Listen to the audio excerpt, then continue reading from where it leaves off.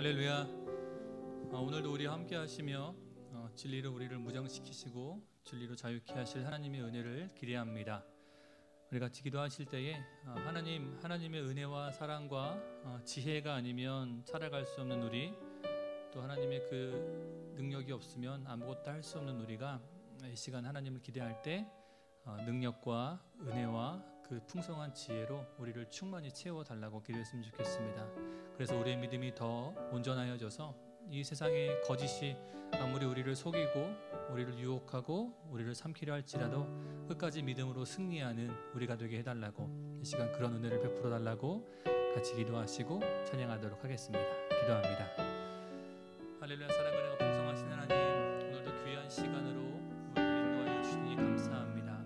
하나님의 은혜와 사랑으로 살아가는 우리가 또 하나님 주시는 그 성령 하나님의 도우심과 인도하심과 그 지혜로 살아가는 우리가 하나님 이 시간에도 하나님의 은혜를 간구합니다. 하나님의 능력을 간구합니다. 하나님 그 능력과 권세로서 우리를 채워 주시옵소서. 우리를 진리 안에 자유케 하시고 온전케 하시며 하나님 아버지 오늘도 주신 그 귀한 시간을 통하여서 우리에게 믿음을 더하여 주시옵소서. 하나님 그래서 이 세상의 거짓이 아무리 우리를 삼키려고 유혹하고 우리를 위협할지라도 끝까지 믿음 안에 승리하며 나아갈 수 있는 우리가 되게 하여 주시고, 하나님 우리의 구원 되신 우리 하나님 한 분만을 바라며 한 분만을 높이며 찬양해 나아갈 수 있도록 하여 주시옵소서. 이 시간 우리 함께 하시는 주님 그 생명의 은혜를 구합니다. 그 은혜를 은총을 찬양합니다. 주님 기쁨 받아주시고 역사하여 주시옵소서. 하나님 우리의 마음과 뜻을 다하여 주님을 찬양하오니 아버지 기쁘게 받아주시며 하늘의 영광을 주시옵소서. 감사합니다.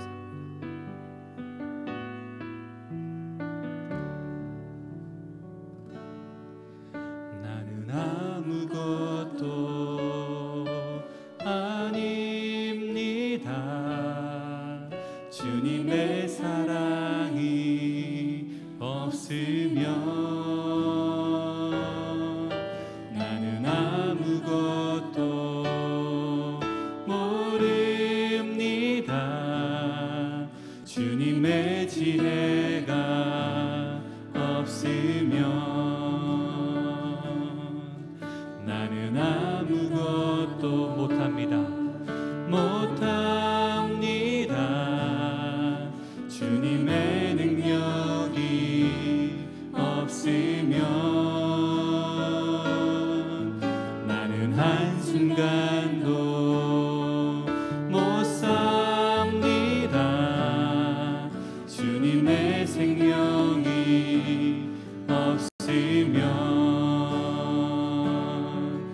이제 내가 사는 것 아니요, 그리스도 내 안에 사시니 오직 그의 생명이 나의 생명, 나의 모든 날들도 주의 것. 나는 오직 한 분 바랍니다. 나의 아버지, 나의 구원, 나의 주. 아멘. 나는 아무것도 아닙니다.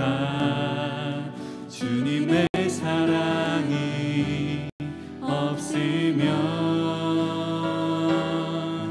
나는 아무것도 모릅니다. 주님의 지혜가 없으면 나는 아무것도 못합니다. 주님의 능력이 없으면 나는 한순간도 못 삽니다. 주님의 생명이 없으면 이제 내가 사는 것 아니요, 그리스도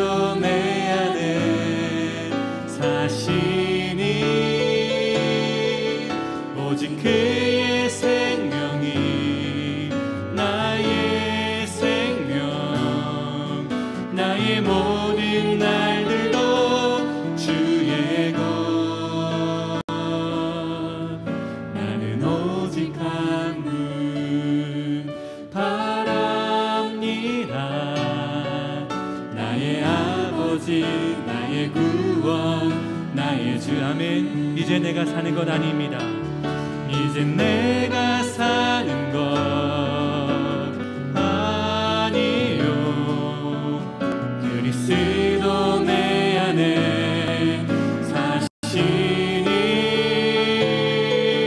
오직 그의 생명이 나의 생명 나의 모든 날들도 주. 한 번 더 고백합니다. 이제 내가 사는 것 아니요 이제 내가 사는 것 아니요 그리스도 내 안에 사시니 오직 그의 생명이 나의 생명 나의 모든 날들도 주의 것.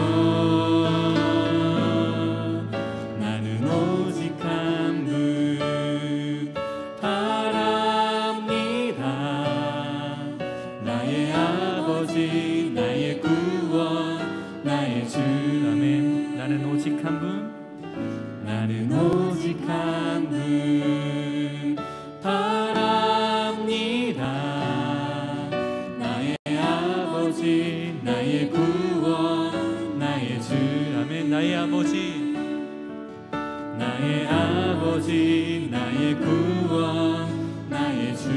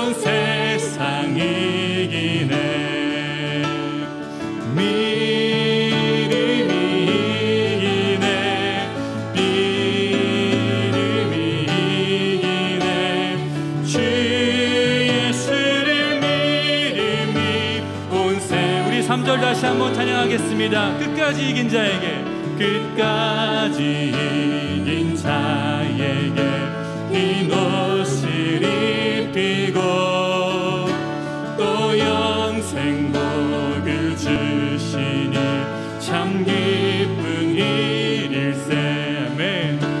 이 모든 세상 지나서 저 천성 가도록 주 예수 믿는 힘으로 온 세상 이기네. 믿음이 이기네. 믿음이 이기네.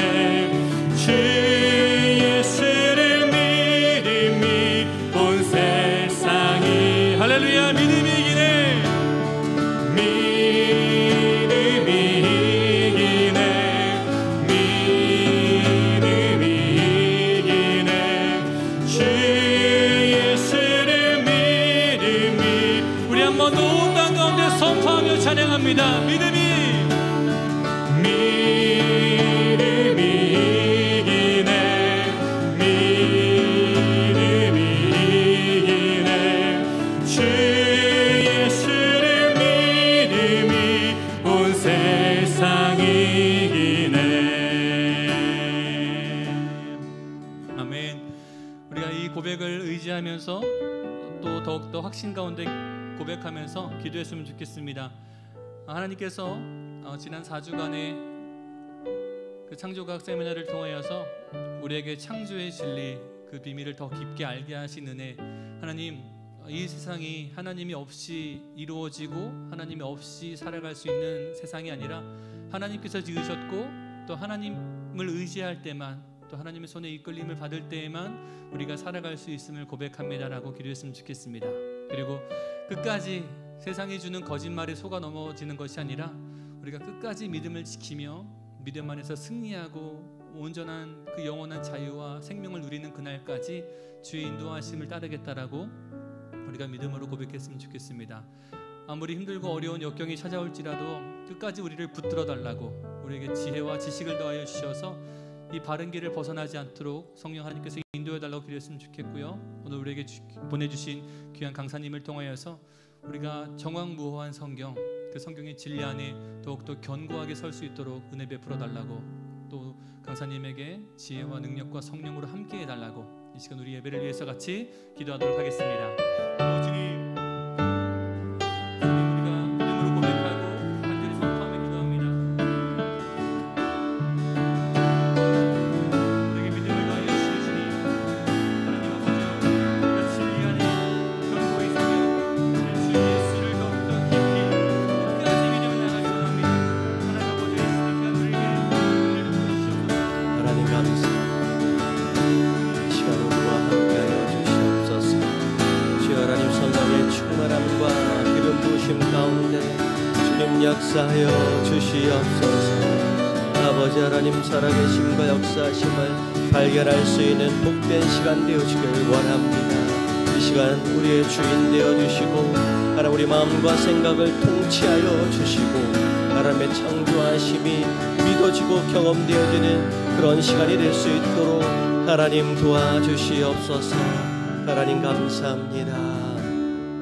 주님 할렐루야. 사랑과 은혜가 풍성하신 하나님 감사합니다.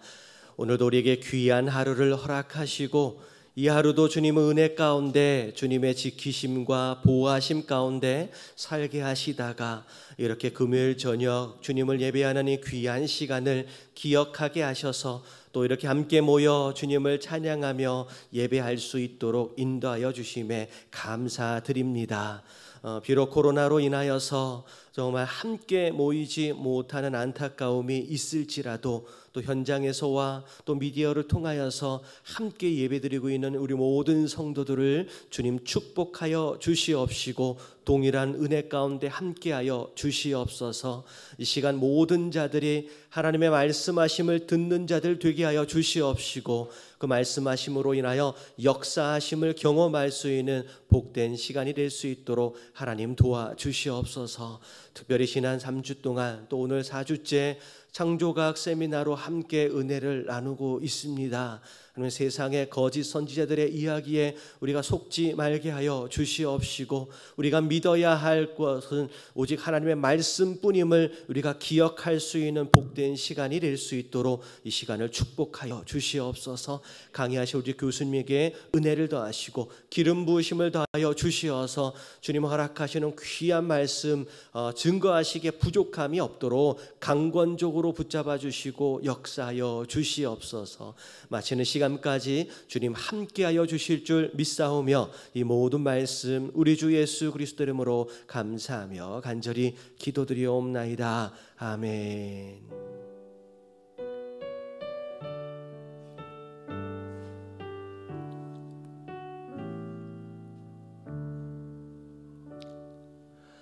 할렐루야.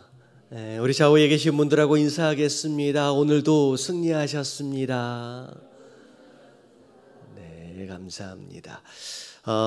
몇 가지 광고 말씀 한 가지만 좀 드리도록 할게요. 우리 다다음 주부터 시작하게 되는 우리 교리 강의, 기독교 교리 강의 교재를 구입을 하셔야 됩니다. 수요일 날 진행이 되니까 집에서 강의를 들으시더라도 교재가 없으면 굉장히 불편해져요. 그래서 이번 주일까지는 신청을 해 주셔야지 다음 이제 주문을 할 수 있으니까 오늘 오신 분들 아니면 여러분들 목장 멤버들 가운데 이제 주문해야 될 분들 이름을 대리로라도 그냥 기재를 해주셔서 가능하면 다음 주에는 이제 교재 신청이 되어질 수 있도록 도와주시면 좋을 것 같습니다. 자, 그리고 이번 돌아오는 주일이 어린이 주일이에요. 그래서 아마 우리 아이들이 많은 또 선물도 좀 받게 되고 행사도 있어지게 되는데 제가 수요일 날 말씀을 드렸던 대로 이 근처에 그 보육원 사실 옛날 말로 고아원이거든요. 우리 소외된 우리 아이들을 우리가 돌봐야 할 책임이 있어요. 그래서 요 아이들을 위한 선물도 아마 이번 주에 좀 패키지로 좀 만들 것 같고요. 그리고 화요일 날 우리가 이 아이들에게 좀 방문을 해가지고 간식도 좀 나눠주고 그렇게 될 것 같습니다. 그래서 유치부 아이들이 한 10명 정도 되고요. 그리고 초등부 아이들이 한 20명 정도, 그리고 중고등부 아이들이 한 20명 정도 되는 것 같아요. 그래서 여러분들 동참하시기 직접 가시기는 어렵더라도 뭐 간식 같은 거 치킨도 좀 준비를 하고 여러 가지 좀 준비할 것 같아요. 그래서 이제 마음에 감동이 되시는 분들은 이번 주일날 헌금을 이렇게 메모로 좀 해주시면 될 것 같아요. 내가 이번에 가진 못하지만 치킨 3마리는 제가 주문하겠습니다라고 해서 이렇게 해서 헌금을 해주시면 그렇게 우리 아이들 이렇게 좀 전달을 해서 맛있게 먹을 수 있게끔 하도록 하겠습니다. 자, 기억하면 될 것 같고요. 오늘 시간이 많지가 않아서 우리 10시 전까지만 끝내달라 그랬어요. 10시 전까지만. 그래서 그렇게 많이 하니까 우리는 그것으로도 목마릅니다. 그래서 우리 강사님 나오실 때 우리 박수로 환영하고 우리 열심히 듣도록 하겠습니다. 감사합니다.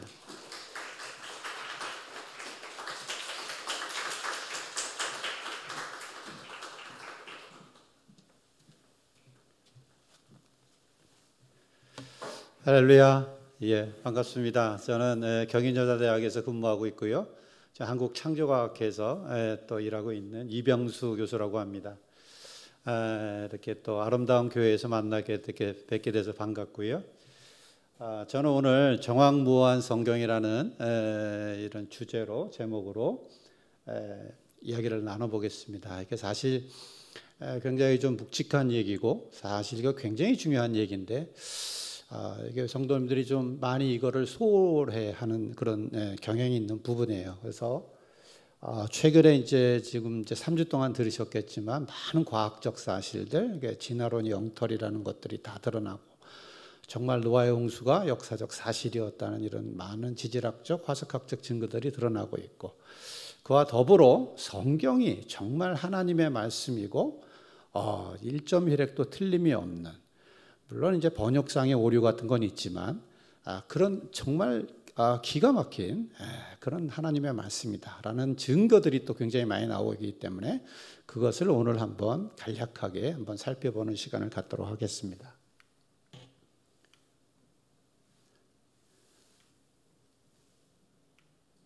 이게 잘 안 넘어가는 것 같습니다. 괜찮아요? 전도사님 이게 안 넘어가나요?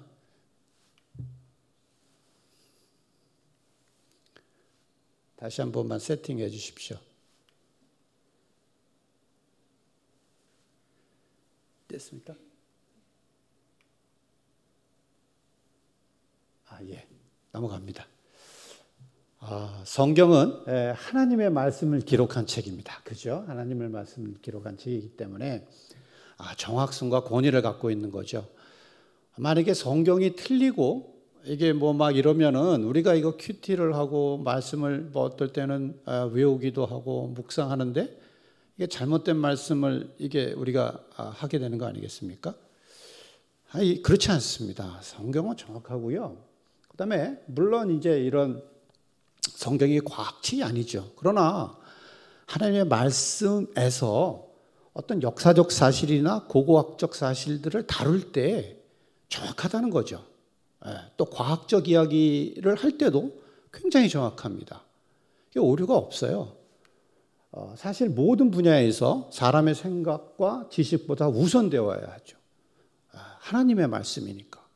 그런데 사람들이 점점 이게 이제 지식이 쌓여가면서 교만해지면서 성경이 틀렸다. 세상 학문을 가지고 와서 성경이 틀렸다. 이렇게 얘기를 하는 거예요.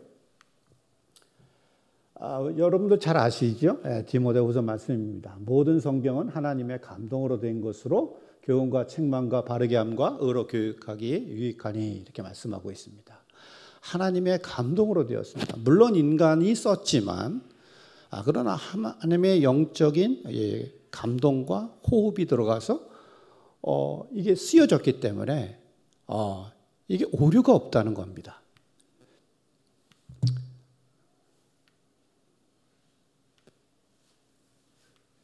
여기 조금 이게 잘 안 먹습니다.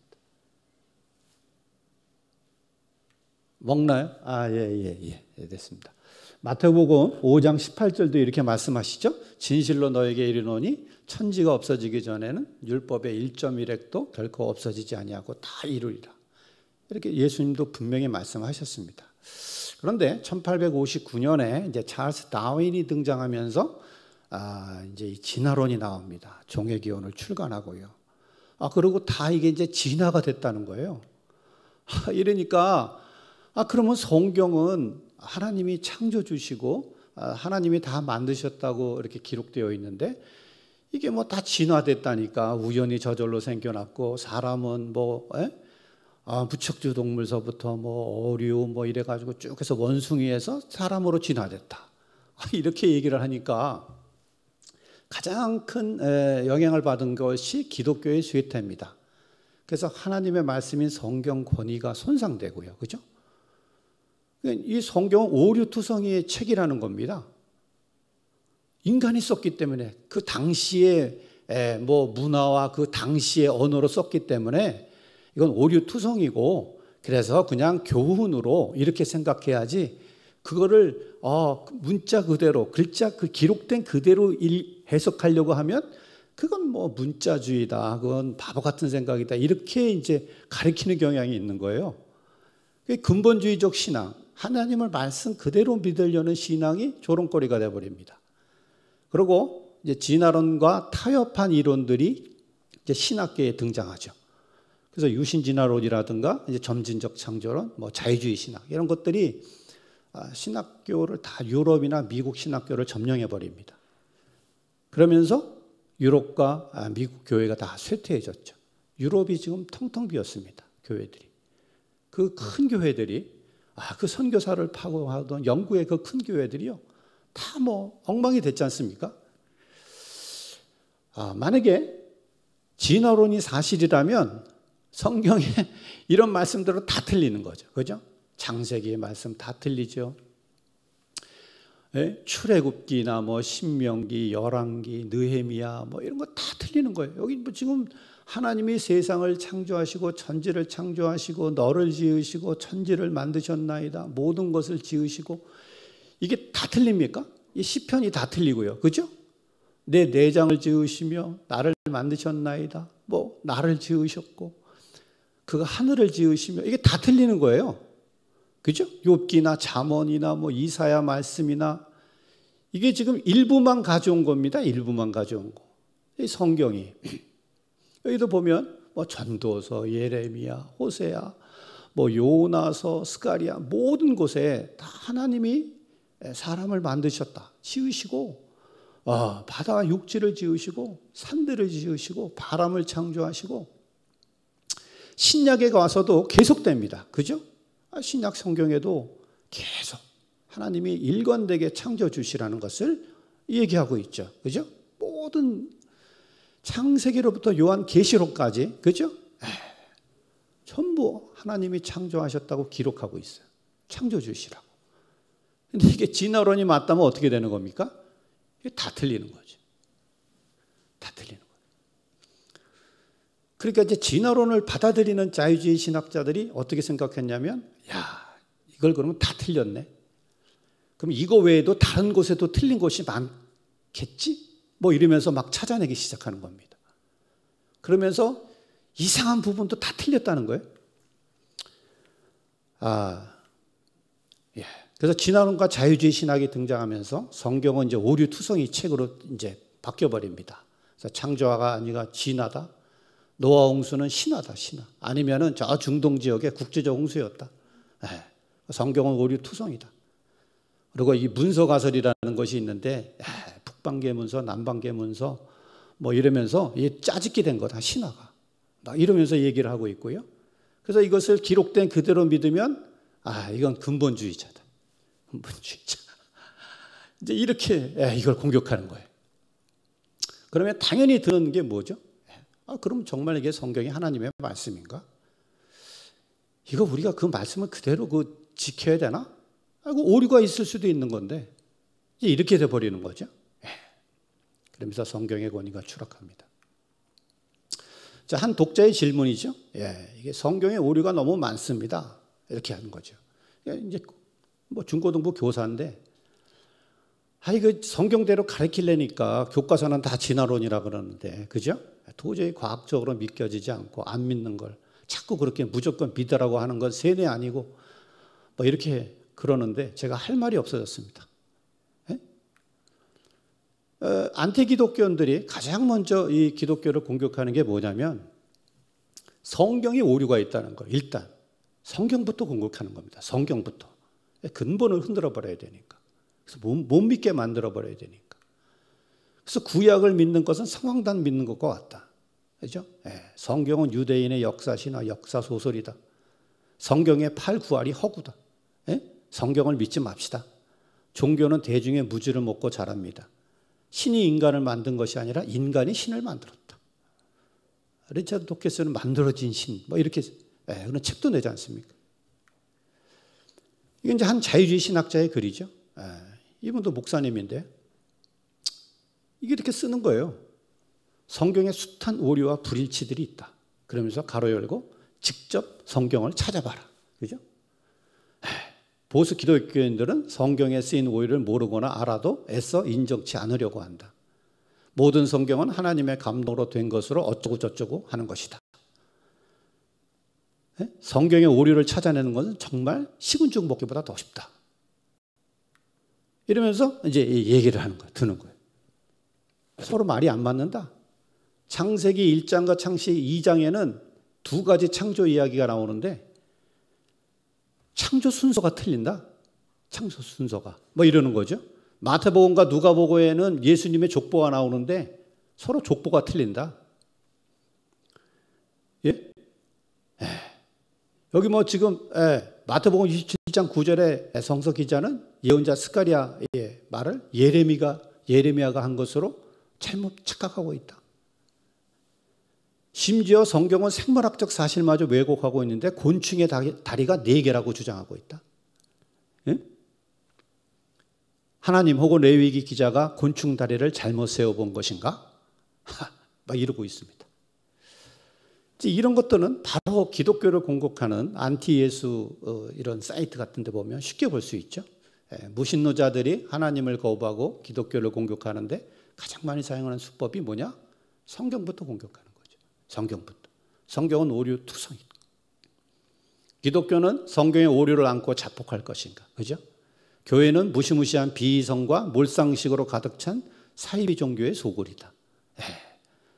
고등교육을 받은 사람이라면 도저히 그냥 받아들일 수 없는 전설과 신화들을 의심하지 말고 무조건 믿으라고 윽박지른다.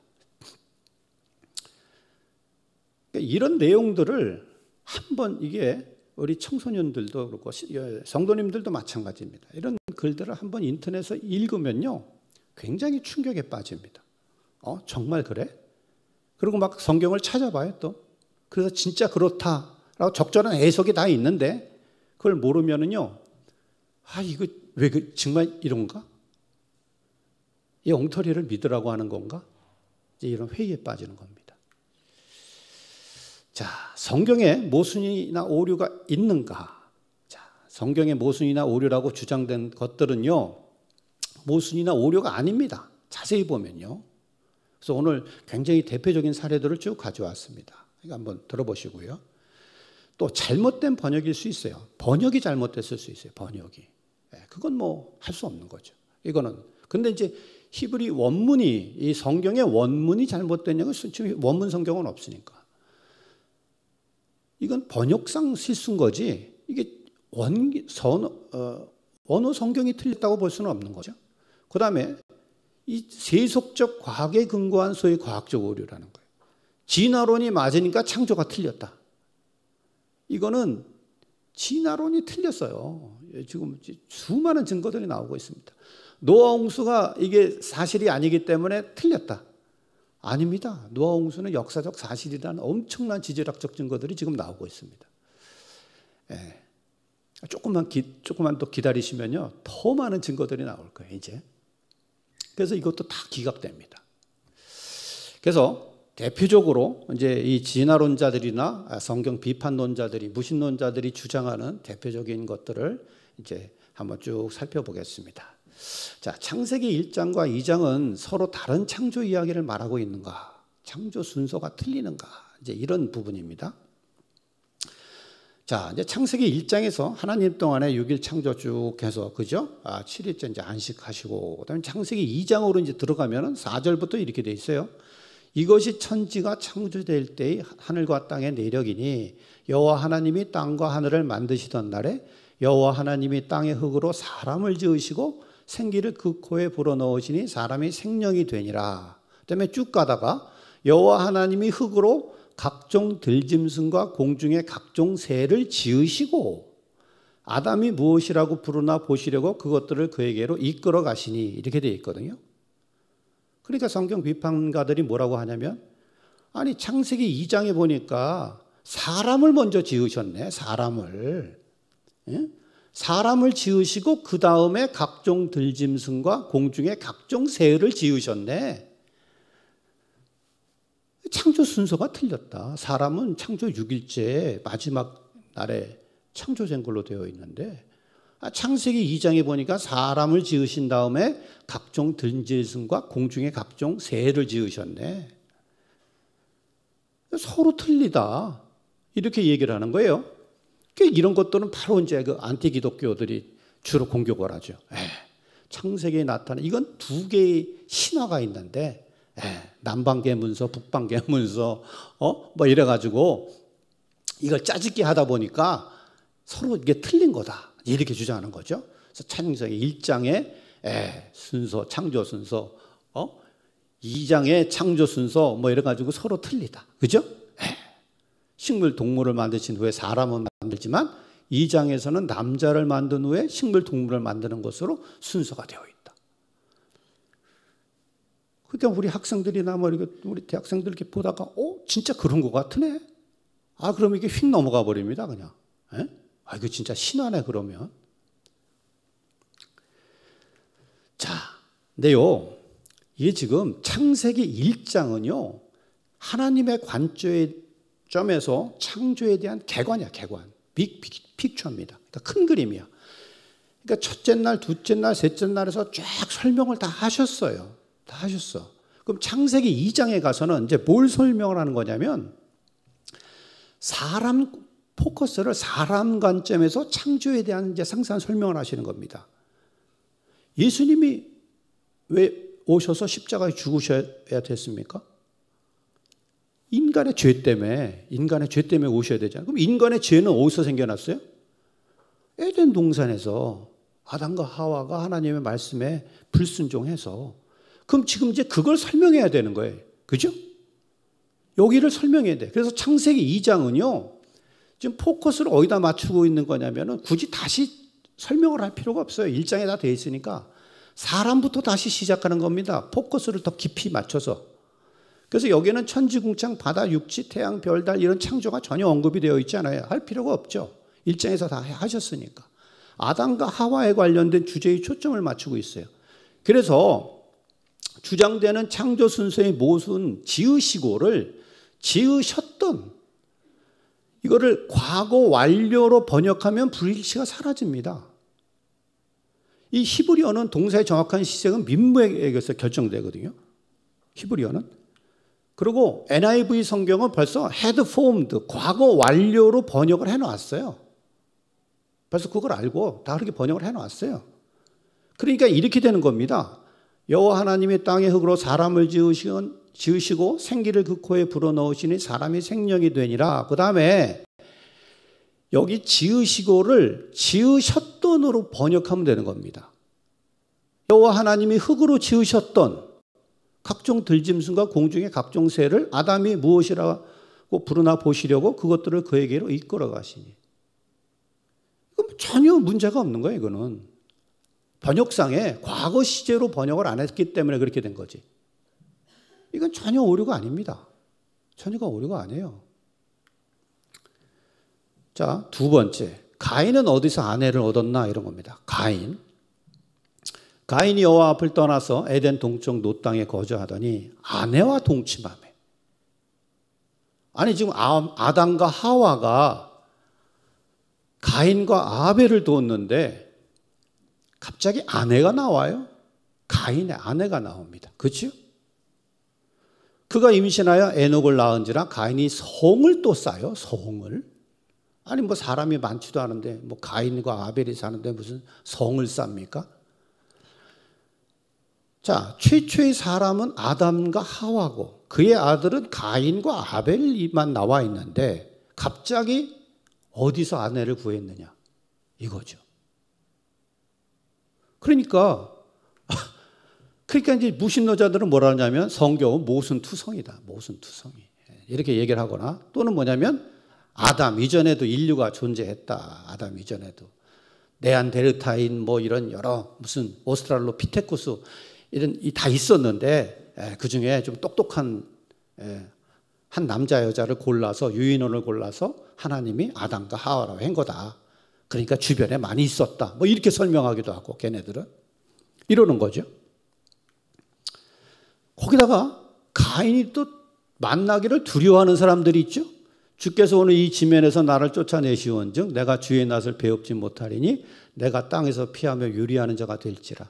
물은 나를 만나는 자마다 나를 죽이겠나이다.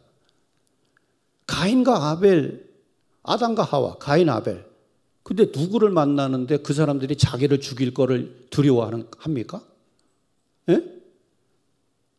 그러니까 하나님이 또 이렇게 말씀하시죠. 여호와께서 그에게 이르시되 그렇지 아니하다. 가인을 죽이는 자를 벌을 7배나 받으리라. 자, 그러면 아담과 하와, 가인, 아벨 외에 다른 사람이 주변에 있었다는 것인가? 있었습니다. 있었어요. 왜 그렇죠? 여동생들과 또 아벨의 후손까지도 있었을지도 몰라요. 왜 그러냐면 자, 성경을 자세히 보면 성경에 다 답이 있습니다. 아담이 다시 자기 아내와 동침함에 그가 아들을 낳아 그의 이름을 셋이라 하였으니 이는 하나님이 내게 가인이 죽인 아벨 대신에 다른 씨를 주셨다 함이며 아벨이 죽은 다음에 바로 셋을 낳죠. 하와가. 그렇죠? 셋을 줍니다. 그런데 이 셋을 낳은 때가 언제냐? 130세예요. 아담이 130세. 130세. 아담은 130세의 자기 모양 곧 자기의 형상과 같은 아들을 낳아 이름을 셋이라 하였고 아담은 셋을 낳은 후에 800년을 지내며 자녀들을 낳았으며 이렇게 돼 있어요. 그러면 자, 130세에 이제 셋을 두었는데 왜 줬냐면 아벨 대신에, 그렇죠? 아벨 대신에 주셨어요. 다른 씨를. 그러니까 살인 사건은 거기 조금 전에 일어났겠죠? 130세 조금 전에. 130세 주셨다. 자, 그러면 추론해 볼 수 있는 상황이 이겁니다. 자, 아담 130세에 태어났습니다. 이 사건은 살인 사건 일어나고 얼마 지나지 않았을 거죠. 그래야 다른 씨를 주셨으니까. 가인 아벨에는 분명히 많은 여동생과 남동생들이 있다고 기록되어 있어요. 그죠? 자, 그러면 셋이 태어나기 아담 130대까지 아담 하와가 단 가인과 아벨만 낳고 있었을까요? 아담은 또 성년으로 창조됐을 거 아니에요? 그죠? 성년으로. 하와도 성년으로 창조됐죠. 하와도. 그러니까 이게 뭐 조금 있으면 바로 애를 가질 수 있죠. 그죠? 그러면 만약에 이게 성년으로 창조된 아담과 하와가 130세까지 둘밖에 안 낳습니까? 거의? 피임약도 없던 시절에? 더 이상하죠? 더 이상하죠? 둘만 낳았다는 것은. 자녀들을 낳았어요. 많이 있었어요. 여동생과 남동생들이 있다 그러니까. 그럼 벌써 많은 여동생과 남동생들이 있었고요. 아마 아벨도 결혼을 해서 후손을 두고 있었을 수도 있었습니다. 이건 보수적 신학자들의 해석입니다. 그래서 따서 가인과 아벨은 이미 여동생들과 결혼해서 후손들을 두고 있었을 가능성이 높고요. 그래서 이것은 창세기 4장의 기록, 여기는 모순이 될 수가 없죠. 두려워했던 사람은 누굴까? 가인이. 제일 두려워했던 사람은 누굴 두려워했겠습니까? 아벨의 직계 후손. 아벨의 직계 후손들이 가만히 있지 않으려고 했을 거 아닙니까? 예?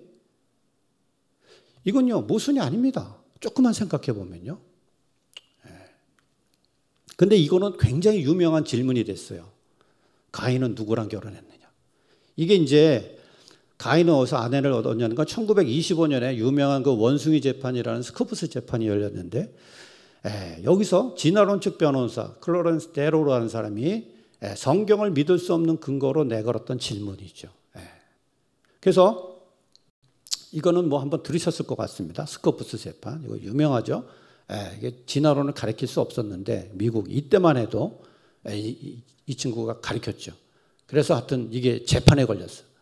그래서 벌금형으로 됐지만 이게 이제 여기서 창조론과 진화론이 논쟁이 벌어졌죠. 재판정에서. 그런데 이게 다 막 신문으로 보도되고 다 이랬는데 여기서 일방적으로 창조론이 졌어요. 대답을 못한 거예요. 왜? 그 진화론자 그 클로렌스 데로라는 사람이 아주 철저히 준비하고 많은 증거들을 제시했는데 유명한 재판이죠. 스코프스 재판. 기독교의 그 한 획을 근 기독교 그 역사가 쇠퇴하기 시작한 아주 변곡점이 되는 하나의 사건일 수 있는 사건입니다. 이게 여기서 이 데로가 뭐라고 그랬냐면 많은 진화의 증거들이 있지 않냐? 창조가 틀렸다. 그리고 제시한 증거들이 이거 다 가짜죠. 헤켈의 배발생도 사기죠. 필트다운이 조작한 거죠. 사기죠. 네브라스카에 이거 다 엉터리지 않습니까? 이거? 예? 흔적기관? 요새 흔적기관 얘기하면 아무도 얘기 안 해요. 흔적기관. 다 많은 과학자들, 신학자들도 진화론을 인정하고 있지 않는가? 성경 기록을 문자적으로 해석하는가? 창조주간의 하루를 24시간의 하루로 생각하는가? 그리고 다섯 번째, 가인은 그의 아내를 어디서 얻었는가? 여기 대답을 못했어요. 대답을. 합리적인 대답을 못했습니다. 그래서 요즘도 그래요. 요즘도. 오늘날에도 성경을 조금 아는데 교회 안 다니는 친구들이 비아냥거리면서 성경도 교회 다녀? 가인은 누구 어떻게 아내를 얻었어? 이러면 대답을 못해. 대답을. 잘 배우지를 못했기 때문에. 이게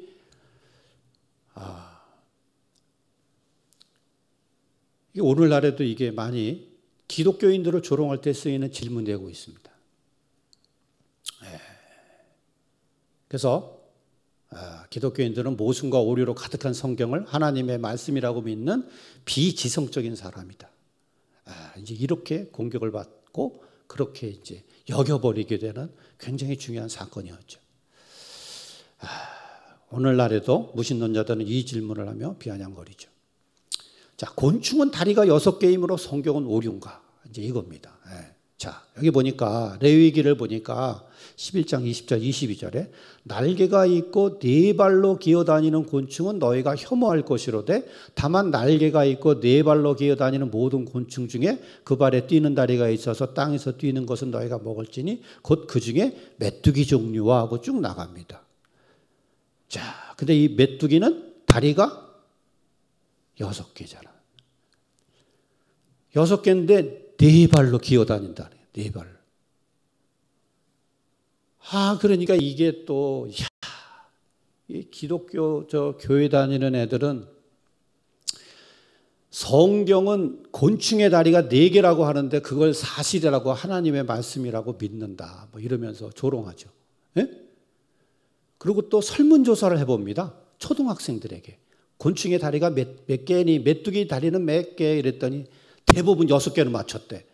초등학교의 70%가 맞추는 거가 성경에는 틀렸다. 근데 이걸 하나님의 말씀이라고 믿고 있다. 이렇게 주장하는 거죠. 공격을 합니다. 근데 성경을 자세히 보면 뭐가 있습니까? 뛰는 다리가 있는 거예요. 뛰는 다리. 자, 메뚜기를 자세히 보면 다리가 있는데요. 다리 4개하고 2개하고는 전혀 달라. 그죠? 이 4개의 다리는 기는 데 쓰는 겁니다. 기는 데 쓰는 거예요. 그러니까 기는 다리고요. 2개의 저 다리는 뭐냐면 뛰는 다리야. 이거는 메뚜기는 점프해서 날아가야 되니까, 그죠? 뭐 달리다가 이 새처럼 달리다가 뭐 이러고 달리다가 올라가는 게 아니잖아요. 걔네들은 막. 그러니까 얘는 점프해서 수직 이착륙기처럼 뛴 다음에 날개짓 타고 날아가야 되니까 2 다리가 저게 굵은 거야. 그러니까 이 모세도 그렇고 이 옛날에 히브리 사람들은, 이스라엘 사람들은 이거를 나눠서 썼던 거죠. 얘는 4개의 기는 다리와 2개의 뛰는 다리를 갖고 있는 걸로. 그래서 이게 오류가 아닙니다. 사실 이걸 기록한 모세는 이거 먹었지 않습니까? 이거 매출하게 먹었죠. 맨날 먹었는데 자기가 이거 못 쓰겠습니까? 이 모세는 이 모세 오경을 기록해야 되지 않습니까? 그러니까 하나님으로부터 선택돼서 최고의 학문을 이집트 거기서 최고의 나라 그 당시에 최고의 거기서 특별 과외를 받았겠죠. 왕궁에서 왕자 교육을 받았을 테니까. 그 사람이 이걸 몰랐겠어요? 실제로 먹었는데 이거는 이렇게 메뚜기는 4개의 기는 다리와 2개의 뛰는 다리를 갖고 있다고 생각했던 거예요. 히브리 사람들은. 이거는 오류가 아닙니다. 이 사람들은 이걸 아주 정확하게 나눠서 기록했던 거죠. 토끼의 되새김질에 대한 관한 기록은 오류인가 하는 거죠. 토끼도 새김질을 하되, 이게 11장 6절을 보니까 토끼는 새김질을 한다는 거예요. 토끼는. 근데 사람들이 토끼를 맨날 들여다봤는데 되새김질을 안 해. 얘는 안 해. 그래가지고 이건 오류다. 토끼는 되새김질을 하는 동물이 아니다. 이렇게 생각한 겁니다. 그리고 이건 일부 신학교에서도 이렇게 가르친다고 그래요. 이건 잘못 기록된 거다. 그때 뭐 모세가 어떻게 동물에 대해서 이렇게 다 알았겠냐? 그 세부적인 내용까지 뭐 이러면서 넘어가는 거죠. 근데 이제 한 사람이 얘가 정말 안 해? 그러고 끝까지 지켜봤어. 이 토끼를. 그랬더니 토끼는 밤에 하는 거야. 밤에 합니다. 밤에 12시에서 3시 사이에 얘네들은. 토끼도 요즘은 되새김질을 하는 걸로 되어 있어요. 이게 2가지의 똥을 누는데요. 그 미생물들이 풍부한 것들을 다시 먹어서요. 되새김질해서 소화시킵니다. 이것도 오류가 아니었어요. 성경은 지구가 평평하다고 말하고 있는가? 가끔 이것도 얘기하죠. 2일 후에 내가 네 전사가 땅 네 모퉁이에 선 것을 보니, 땅 네 모퉁이에 선 것을 보니, 땅이 네 모퉁이가 있다. 아, 이거 평탄한 저걸 얘기하네, 이거. 예? 이렇게 얘기하는 거죠. 그래가지고 땅이 평평하다고 생각했다. 성경은 이렇게 기록하고 있다. 이렇게 되어 있는 거죠. 근데 이 모퉁이는요, 사실 헬라어로 보면요, 4분원이에요. 4분면. 모퉁이가. 근데요, 놀라운 말씀이 욥기에 있습니다. 욥기 26장 7절에 보니까 그는 북쪽을 허공에 펴시며 땅을 아무것도 없는 곳에 매다시며, 이렇게 돼 있어요. 북쪽을 허공에 펴시며 땅을 아무것도 없는 곳에 매다시며. 이게 놀랍죠? 오늘날 이게 현대과학이 이게 밝혀낸 것 사실 아니겠습니까? 이런 것들이 16세기 전까지도 이렇게 되는지를 몰랐어요. 지구가 구형이라는 게. 왜냐하면 코페르니쿠스가 이 지동설을 주장한 게 AD 1543년이니까. 근데 이 벌써 욥기에 기록되어 있는 거예요. 욥기에. 수천 년 전에 이미 지구가 우주 공간에 떠 있는 구형의 천체라는 것을 기록하고 있다는 거예요.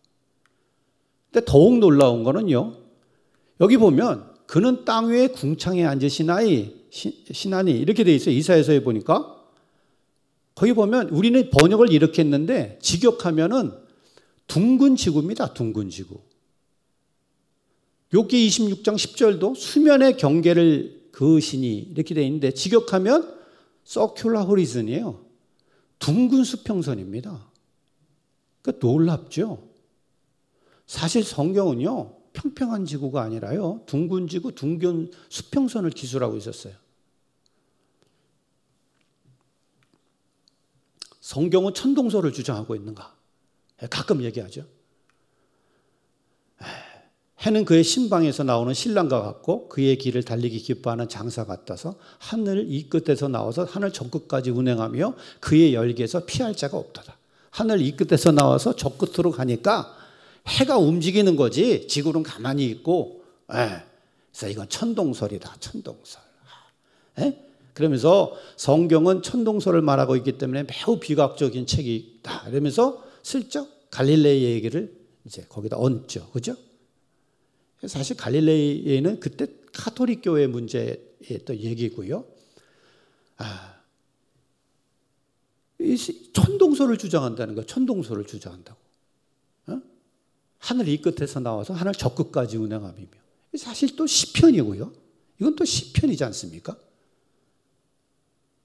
자, 그런데요, 오늘날에도요, 이렇게 얘기해요. 그죠? 오늘날에도 일출일몰이라는 용어를 쓰지 않습니까? 해가 뜨고 해가 진다. 그렇죠? 아니, 오늘 해가 뜨고 해가 진다 이렇게 얘기하지 어떤 아나운서가 내일은 지구가 자전해서 해가 보이는 각도로 들어서는 시간이 07시 19분, 지구가 자전을 해서 해가 안 보이는 각도로 들어서는 시간이 18시 13분입니다. 이렇게 얘기를 하면 일반인들이 이거를 이해할 수가 없어요. 그죠? 그러니까 이걸 뭐라고 하냐면 이런 것들을 상황 언어라고 합니다. 상황 언어. 이 보이는 상황대로 그냥 알기 쉽게 표현하는 언어지, 이걸 가지고 천동설을 주장한다. 저 아나운서가 천동설 주장하는 겁니까? 지금 저 방송국에 있는 사람들이 저걸 몰라서 일출시간, 일몰시간 얘기하는 거예요? 그거 아니지 않습니까? 근데 성경이 그렇게 얘기해 놓으면 이건 천동설이라는 거야. 근데요, 사실 태양도요, 가만히 있지 않죠. 태양도 가만히 있지 않습니다. 이 태양도 은하계를요, 하늘 이 끝에서 저 끝까지 달려가요. 태양이요. 그죠? 그래서 이 태양이 달리고 있으면서 이 수금지와 목토 천해명 얘네들이 따라 도는 거예요. 100여 개 이상 위성들이 또 행성들을 따라 돌고. 이거 동영상이 있습니다. 한번 클릭해서 구글에 들어가서 보시면요, 너무나 기가 막힙니다. 얘네들이 태양이 달리고 있고요, 행성들이 달리고 있고, 돌면서 달리고 있어요. 돌면서. 그러면 그 위성들이 또 돌면서 달리고 있어요. 사실 해는요 움직이고 있어요. 달리고 있습니다. 오류가 아닙니다.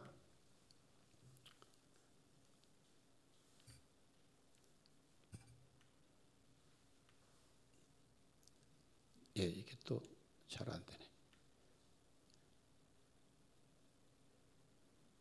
한 번만 건드려 주십시오.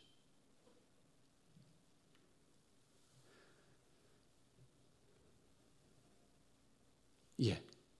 그래서 예. 그다음에 사랑의 하나님은 왜 여리고성 사람들의 진멸을 멸하셨는가? 이런 부분이 또 있죠. 예. 여리고성을 여호수아가 들어가서 이스라엘 백성들이 이제 점령하죠. 그때 뭐라고 하시냐면 다 진멸하라고 말씀하십니다. 그 성 안에 있는 모든 것을 온전히 바치되 남녀노소와 소와 양과 나귀를 칼날로 멸하리라. 이렇게 돼 있어요. 그래서 회의론 주장들이 뭐냐면, 비판가들의 주장이 뭐냐면, 하나님이 너무 잔인하시네. 아니 죄를 범한 사람만 죽이셔야지 왜 애들도 죽이라는 거야. 애들도.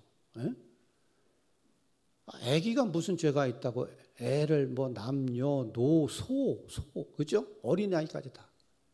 그러면서 뭐라 그러냐면 하나님은 전쟁광이고 여성들과 아이들까지도 죽이는 잔인한 살인자이다.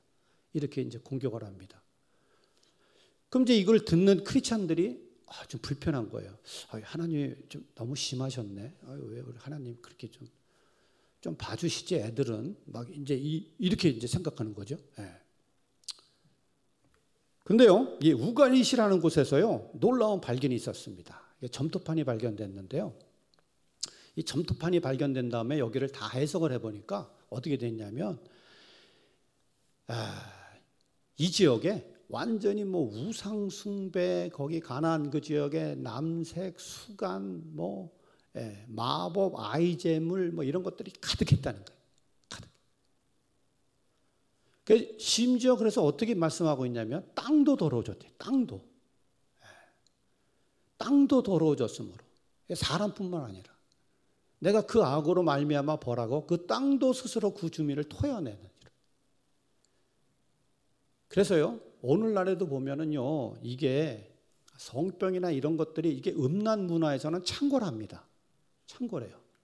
그래서 여리고 사람들은요 이스라엘 백성들에게 우상 숭배 타락한 문화는 물론이고 아마도 상당 부분 어떤 성병이나 전염병 이런 것들을 다 아기들도 다 복용하고 있었을 수 있어요. 네.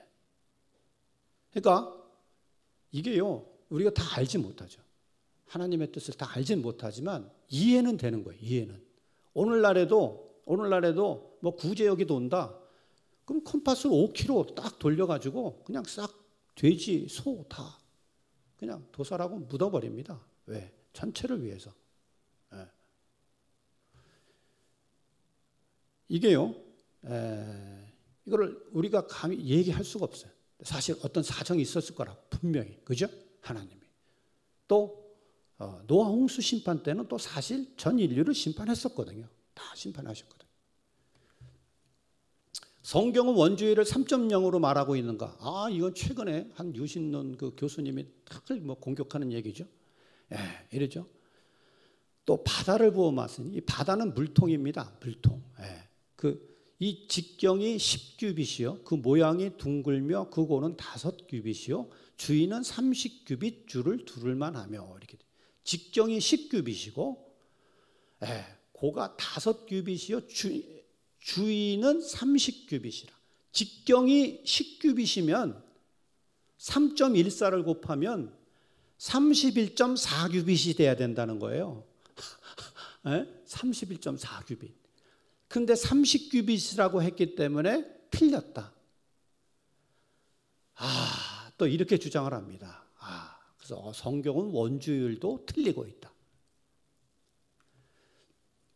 그죠? 원주는 파이는 3.14 아니겠습니까? 3.14. 근데요, 이게 이제 이 솔로몬 성전에 있던 물통인데요. 바다라는 물통인데. 이게 이제 많은 고고학적 요즘 이제 고증들을 통해서 보니까 이게 입구 쪽에 나와 있을 가능성이 높아요. 저렇게. 또 안쪽 지름과 바깥 둘레의 가능성도 있고요. 입구 쪽이 저렇게 툭 튀어나왔을 수도 있고요. 그렇죠? 또 이거를 반올림 했을 수도 있지 않습니까? 반올림. 예. 이걸 가지고 오류라는 거예요. 이걸 가지고. 예. 터무니없는 주장이죠. 여호야긴이 감옥에서 풀려난 날은 오류인가? 이게 재미있으십니까? 별로 이것까지 당연히 하나님의 말씀인데 뭘 그렇게 교수님 열심히 얘기하시나 그러시는 분도 있는데요. 그게 좋으신 거고요. 저 같은 사람은요, 이제 이런 거를 공격받았을 때 막 이거 뭐야 이거 뭐 그럼 우리도 답변해야 될 거 아니야 막 이제 이런 막 생각이 드는 겁니다. 예? 그래서 저도 막 찾아보고 다른 신학자들은 어떻게 얘기했나 막 찾아보고. 근데 우리나라에서 그걸 얘기를 했던 분들이 별로 없고요. 이제 도움받았던 건 다 이제 외국 분들이 이걸 다 보수 신학자들이요. 이걸 다 해석을 해놨어요. 대답을 해놨어요. 그러니까 혹시 이제 이거 한번 알고 계시다가 이제 자녀들이 혹시 이런 거 물어보면 이제 딱 설명해 주시면 됩니다. 설명. 그냥만 믿어 이렇게만 하지 마시고 합리적으로 논리적으로 쭉 이렇게 설명해 주시면 됩니다. 여호야긴이 감옥에서 풀려난 날은 오류인가 이런 거죠. 자, 여기 보니까 전도사님 여기 또 한번 안 돌아가는데 한 번만 부탁드립니다. 예레미야 52장 31절에 보니까 유다 왕 여호야긴이 사로잡혀간 지 37년 곧 바벨론의 에윌무드락 왕의 즉위원년 12째 달 25째 날 그가 유다의 여호야긴 왕의 머리를 들어줬고 감옥에서 풀어줬더라. 이렇게 되어 있습니다. 그런데 열왕기에 보니까 다른 건 다 똑같은데 그달 27일에 이렇게 되어 있는 거예요. 그러니까 성경을 공격하는 사람들도요 공부를 굉장히 합니다. 이 사람들도요 성경을 공격하기 위해서 엄청나게 공부를 하는 거예요. 찾아보고. 그러니까 우리도 공부를 많이 하셔야 됩니다. 그래서 자, 다른 건 다 똑같아요. 그런데 여기는 25째, 25일 아닙니까? 근데 여기는 27일인 거예요. 그러니까 오류라는 거예요. 오류. 오류일까요? 자, 근데 이때 상황을 한번 생각해 보면 됩니다. 자, 25일에 예를 들어 왕이 여호야긴을 풀어줘라. 그러면 그날로 나옵니까? 오늘날도 누구 사면해 주시오. 특별 사면해 주시오. 대통령이 얘기하면 그날로 나와요? 아니죠. 무슨 회의가 있으면 회의도 해야죠. 뭐 결제 라인도 올려야죠. 위원회가 있으면 그거 통과도 시켜야죠. 그리고 옛날 같으면 어떻게 됩니까? 핸드폰이 있습니까? 왕이 이거 문서를 써가지고 받아 써가지고 또 도장을 찍은 다음에 말 타는 사람한테 전달해. 그럼 말 타고 뚜구덕뚜구덕 하고 거기를 가야 되죠. 가야 되면 딱 주면은 이게 왕의 문서가 맞는지 그다음에 거기도 무슨 뭐 준비해야 될 게가 있지 않습니까? 뭐 이거 다 해가지고 25일 날 명령을 내렸는데 27일 날 나왔다. 이틀 걸렸다 나오는데 이거 뭐 오류가 아니죠. 이건 오히려요 성경이 너무도 정확하게 기록하고 있는 겁니다. 너무도 정확하게. 2일이라는 시간은 충분히 이게 나오는데 걸릴 수 있는 시간이 될 수 있어요. 이건 오류가 아니죠. 25일 날 석방 명령을 내리고 27일 날 추록했다. 이렇게 보면 되는 겁니다. 오히려 이게 더 합리적이죠. 그날 나왔다는 것보다 왕이 명령을 내리자마자 나왔다는 것보다. 예수님의 탄생 시기에 관한 기록은 오류인가 이런 거죠. 헤롯 왕 때 예수께서 유대 베들레헴에 나심에 이렇게 마태복음 2장 1절에 기록되어 있는데 누가복음 2장 1절 2절 보니까 그때의 가이사 아구스토가 영을 내려 천하로 다 호족하라 하였으니 이 호족은 구레뇨가 수리와 총독되었을 때 처음 한 것이라 이렇게 되어 있습니다. 자, 그러면 예수님의 탄생 시기는 지금 얼마인가? 지금 헤롯 왕 때에 대한 고고학적 많은 자료들이 축적돼서요. 헤롯 왕이 한 BC 4년 정도까지는 있었던 걸로 보입니다. 그러니까 지금 예수님의 탄생 시기는 BC 제로가 아니라 이걸로 Before Christ로 해서 나눴는데 사실 조금 더 역사적으로 검증해 보니까 BC 4에서 5년 정도 됐다 이렇게 보는 겁니다. 그러면 구레뇨가 이것도 거의 맞는 거고요. 구레뇨가 수리아 총독된 것은 고고학적 문서로 나와 있어요. 역사적 문서로. AD 6년입니다. 그러면 틀리다. 예수님의 탄생 시기에 대해서 틀리다. 고고학적으로 살펴봤더니 탄생 시기가 틀리다. 이렇게 얘기하는 거죠. 그죠? 이건 또 안티기독교들이 또 이거 뭐 먹잇감이죠. 그래가지고 뭐 예수 탄생 시기가 불일치한다. 마태복음 2장의 헤롯왕은 요때 재임을 했기 때문에 요때 예수님이 탄생했는데 구레뇨가 수리아 총독이 된 것은 AD 6년에서 7년 사이이기 때문에 이게 10년 이상 차이가 난다. 이렇게 기록하는 거죠. 근데요, 항상 답은 성경에 있죠. 성경에 보니까 자세히 보니까 뭐가 있습니까? 처음 한 것이라. 이 호적은 구레뇨가 수리아 총독되었을 때 처음 한 것이라. 아니 그냥 이 호적은 구레뇨가 수리아 총독되었을 때 한 것이라 이렇게 기록하면 되는데 왜 누가는 여기다가 처음이라는 말을 넣냐는 거죠. 처음 한 것이라. 이건 뭐야? 또 있었다는 거지. 또 있었기 때문에 처음 한 것이라고 기록한 겁니다. 그래서 실제적으로 조사를 해봤더니 이게 2회에 걸쳐서 일어난 거예요. 2회에 걸쳐서. 1차는 BC 12에서 2년에 일어났고요. 2차가 AD 6년에 아마 그 사령관 시절에 한번 했던 것 같고 구레뇨가 총독된 다음에 이제 한 번 더 한 걸로 이렇게 되어 있습니다. 이때 호적은 뭡니까? 이 당시의 호적은 뭐야? 이게 무슨 세금도 되고 그다음에 군대 차출도 하고 이게 다 인구 파악이 돼야 되는 거 아니겠습니까? 그래서 이것도 오류가 아니죠. 이제는 오류가 아니에요. 옛날에는 오류라면 그런가 막 그랬는데 이게 이제 다시 밝혀졌어요. 2번 한 게 나왔어요. 2번 한 게. 그래서 누가도 그거를 헷갈리지 말라고 첫 번째 했을 때 한 거다. 구레뇨가 이렇게 기록하고 있었던 거죠. 예수님의 족보가 마태복음과 누가복음에서 서로 다른가 이런 거죠. 이것도 많이 공격당하는 거죠. 마태복음에 보니까 예수님의 족보가 어떻게 됩니까? 예수님서부터 요셉, 맏단, 엘르아살, 엘리옷, 아킴 이렇게 올라가지 않습니까?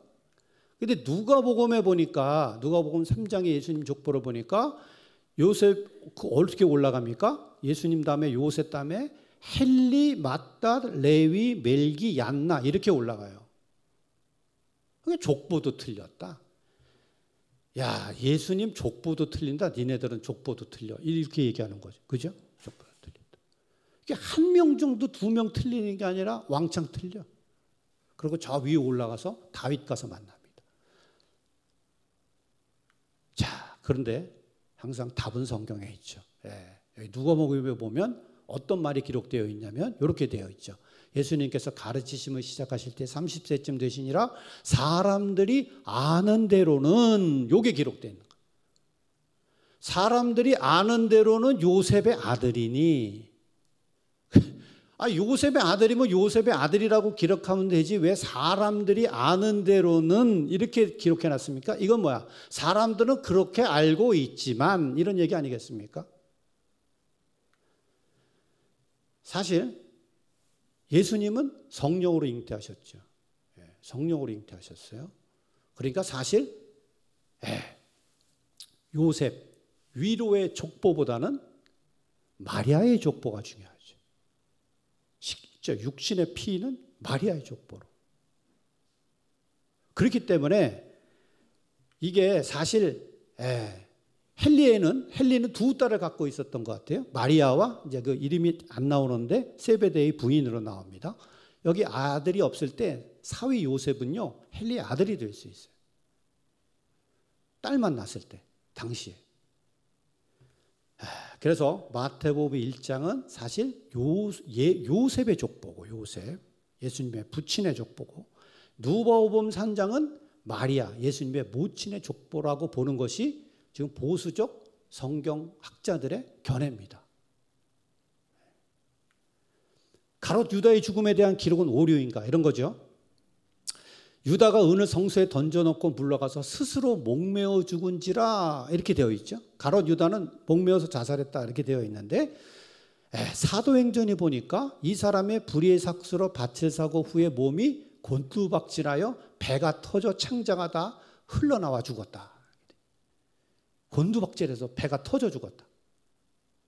그러니까 이게 유다의 죽음에 대한 기록도 서로 틀리다. 이렇게 되어 있는 거죠. 그죠? 그런데요, 자세히 이걸 보면은, 자, 곤두박질하면 배가 터질 수 있습니까?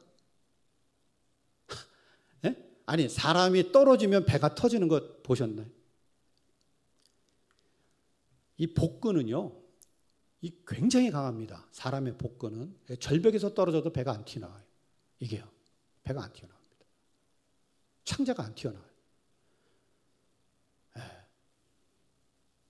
이거가 배가 터져서 창자가 튀어나왔다는 얘기는요, 이건 뭐냐면 지신이 부패했다는 얘기예요. 그래서 추론해 보면 이렇습니다. 가롯 유다는 목매어 죽었고요. 이 뜨거운 그 당시에 그 날씨에, 그죠? 금방 부패했겠죠. 부패하면 장내 미생물의 혐기성 부패가 일어나면 생기는 것이 가스죠. 가스가 차서 배가 뺑뺑해졌겠죠. 부패되면서. 그러면서 이제 부패됐으니까 떨어졌을 수 있죠. 끈이 떨어졌든지 뭐가 어떻게 풀렸든지 떨어지면서 모서리에 톡 걸리기만 해도, 돌에 찍기만 해도 배가 터져서 압력으로 찢어지는 거죠. 창자가 흘러나오는 거죠. 이게 충분히 이게 추론이 되는 겁니다. 사도행전을 쓴 사람은 누가죠. 누가의 직업은 의사죠. 이게 그냥 일반인들이 쓰는 기록하고 이런 어떤 의학적 지식이 있는 사람들이 쓰는 기록이 조금 달라요. 그죠? 우리는 보통 이게 누가 죽었다. 그런데 이 사람은, 의사분들은 어떻게 합니까? 뭐 이게 골절상이 일어나면서 뇌출혈이 일어나면서 뭐 이렇게 해서 쓰지 않습니까? 이거는요, 모순이 아니에요. 모순이 아닙니다. 예수님은 겨자씨에 대해서 잘못 말씀하셨는가 이런 거죠. 자, 또 비유를 들어 이르되 천국은 마치 사람이 자기 밭에 갖다 심은 겨자씨 하나를 같으니 이 모든 씨보다 작은 것이로되.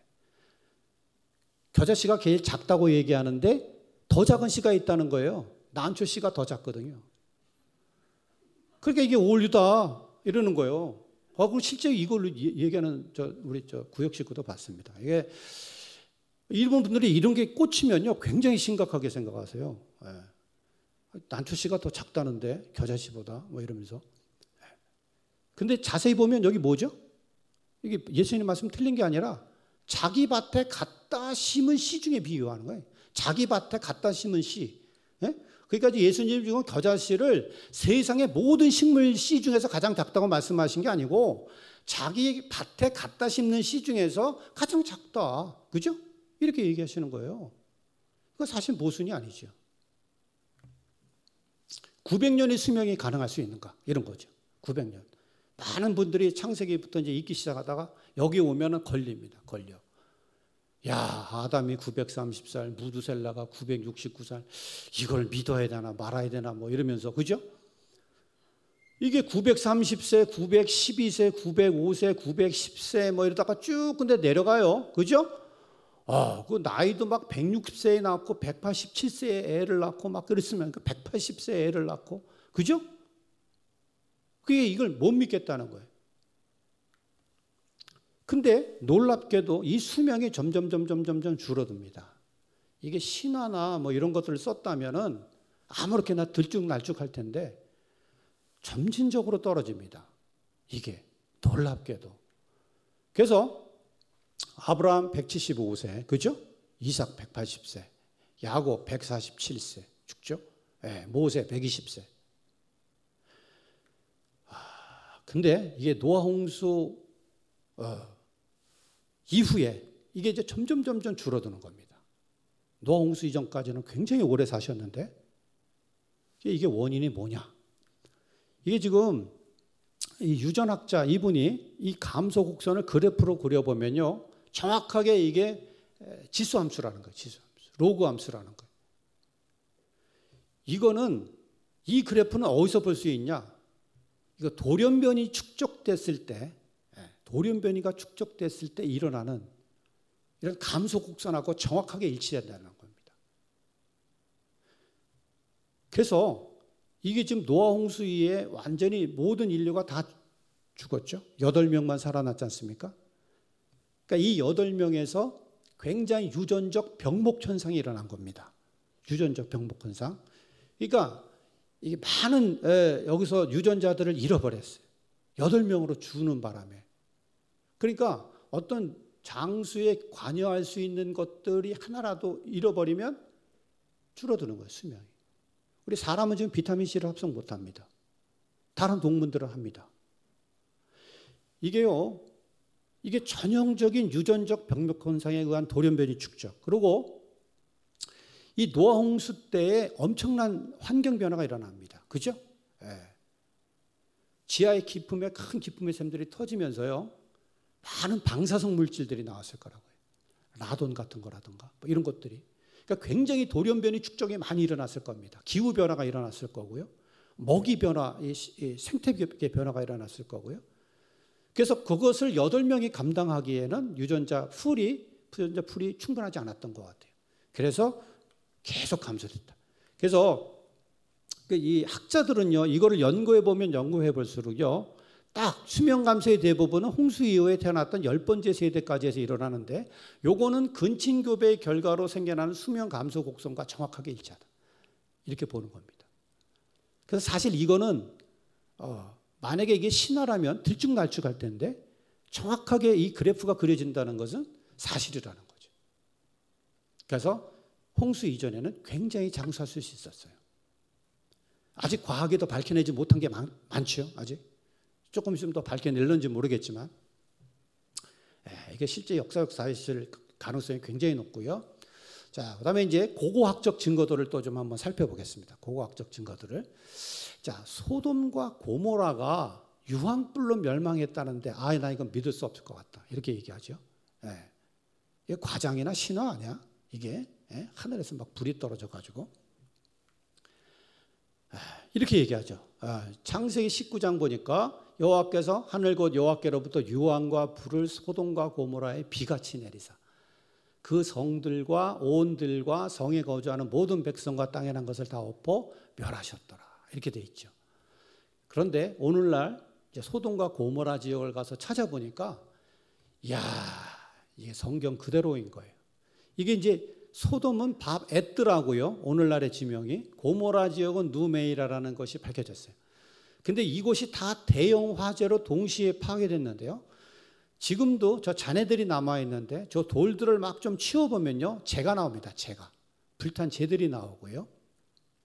벽들은 다 무너져 있어서 거대한 지진 같은 것들이 있었던 것으로 보이고요.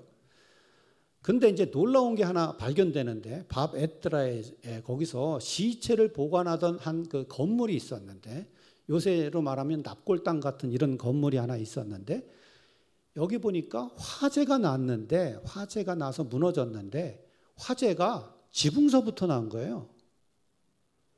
아니, 보통 불이라는 것은 사람이 내니까 아래서부터 불이 나서 위층으로 올라가는 거 아니겠습니까? 근데 얘는 위층에서부터 불이 나서 아래로 무너져 내렸다는 거예요. 이제 이것이 이 사람들이 다 조사를 해보니까 벽돌이 이제 그 구워진 온도 뭐 이런 것들을 다 조사해 볼 거 아닙니까? 변형된 상태 뭐 이런 걸 다 조사해 보니까 밑에는 괜찮아. 지붕이 다 이렇게 다 타버렸네. 이걸 발견한 거예요. 그러니까 아니 어떻게 불이 지붕에서부터 나냐? 이렇게 되는 거죠. 이 누메이라 지역도 마찬가지입니다. 여기도 다 이렇게 재와 함께 이런 것들이 이제 사람 뼈들이 이렇게 이제 묻혀서 불타버렸는데, 이게 돌들이 무너져 있고요. 돌들을 좀 치우면 저렇게 나타납니다. 잔해들이. 그리고 이 지역에 가보니까 유황 덩어들이 실제로 박혀 있는 겁니다. 저렇게 유황들이. 그래서 그 유황들을 꺼내서 이제 실험실에 가서 분석을 해봤더니 95% 이상의 유황을 함유하고 있었고요. 설퍼를. 이게 이제 어떤 스파크나 이런 걸로 불부터 떨어지면 5,000도씨 이상으로 지금 보고 있고요. 그러면 이게 너무 뜨거워서 주변을 다 태워버린 다음에 재도 녹여버려. 그래서 유리화된 재로 이렇게 있는 거예요. 이런 것들이 다 발견됩니다. 근데 이제 한 지질학자가 이렇게 되죠. 사해 남부에는 역청이라고 불리는 석유가 기초 성분인 물질이 지하에 풍부하게 퇴적되어 있다. 역청. 그런 물질은 대개 높은 비율로 유황을 포함한다. 이쪽 지역에 역청이 많다는 거예요. 그리고 여기에는 유황이 많이 포함되어 있다는 거예요. 지진 시 발생하는 압력, 화산 분출 같은 거죠. 이런 것들은 역청 광선을 단층선을 통해 지표 바깥으로 분출시키는 원인이 될 수 있다. 그것이 지표 바깥으로 분출될 때 그것은 스파크나 지방의 불에 의해서 점화될 수 있었을 것이다. 그때 그것은 불붙은 불덩어리가 되어 땅으로 떨어질 수 있다. 이건 일반 지질학자가 하는 얘기입니다. 그런데 성경이 놀랍게도 창세기 14장 10절에 이렇게 기록되어 있어요. 시딘 골짜기에는 역청 구덩이가 많은지라 소돔 왕과 고모라 왕이 달아날 때 그들이 거기 빠지고.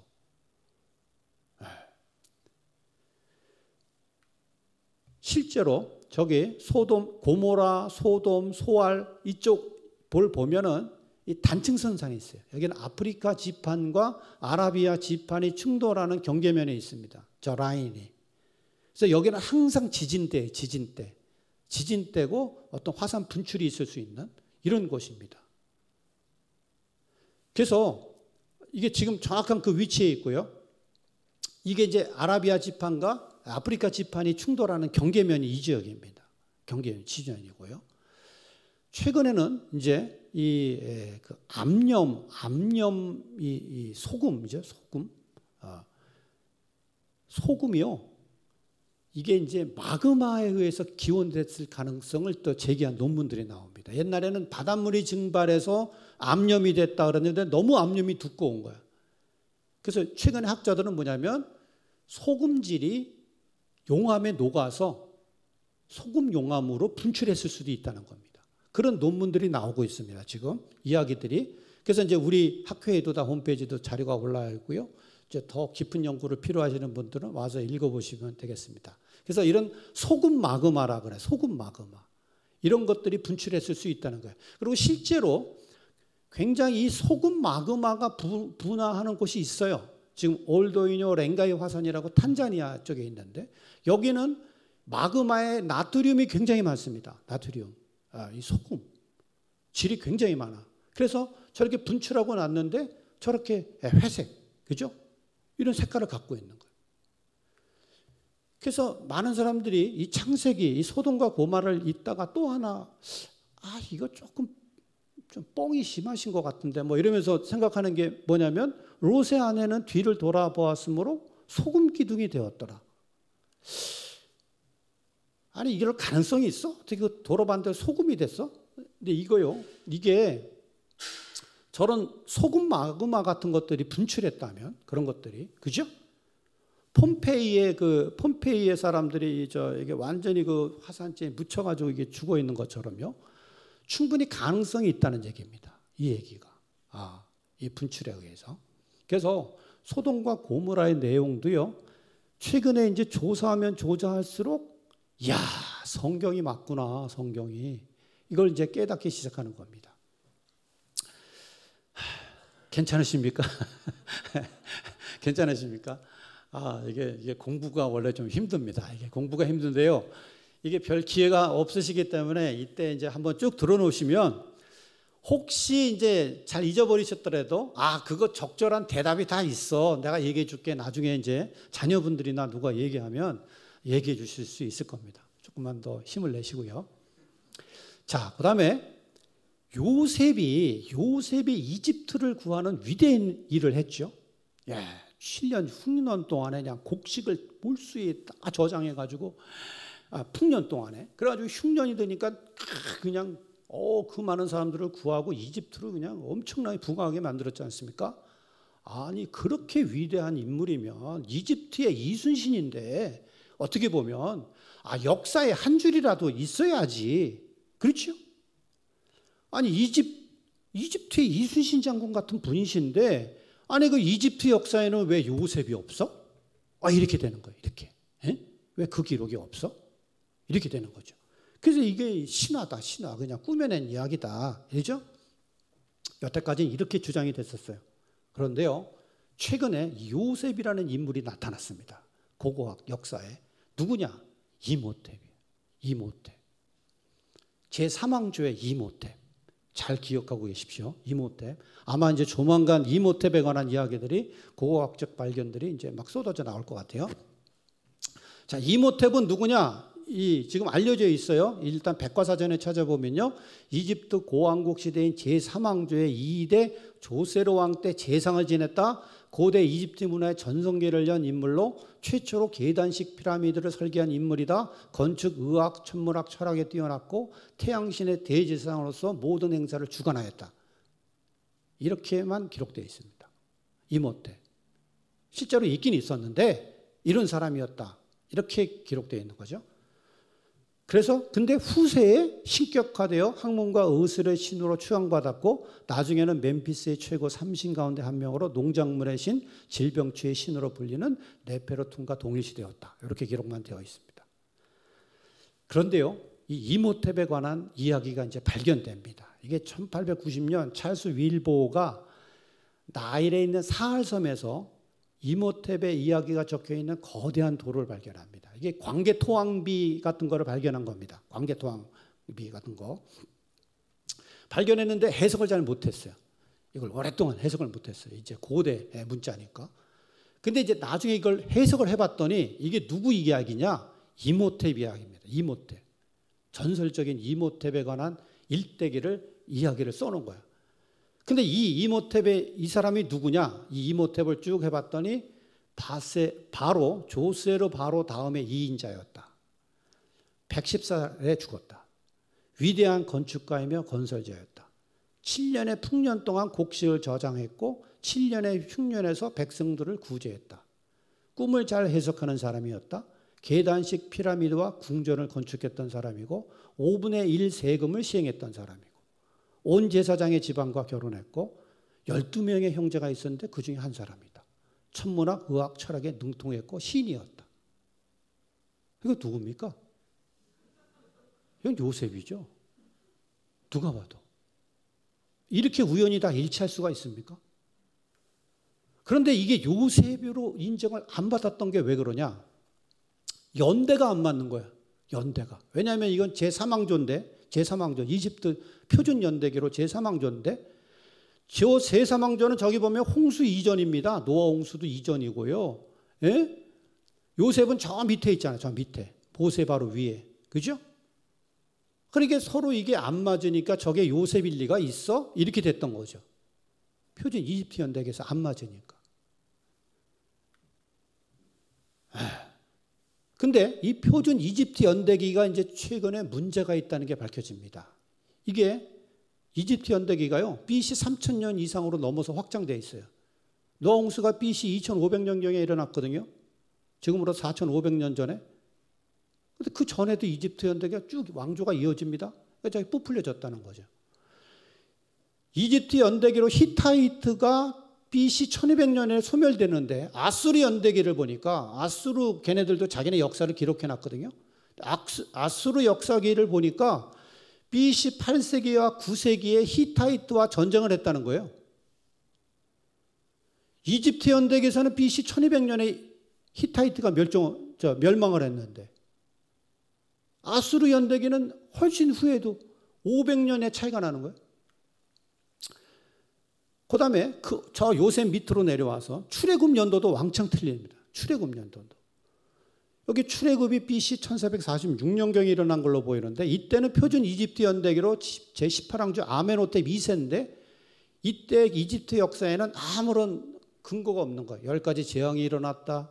이스라엘 백성들이 그냥 나가버렸다. 포로들이 뭐 홍해에서 군대가 괴멸됐다. 이런 기록이 하나도 없어. 저 때는.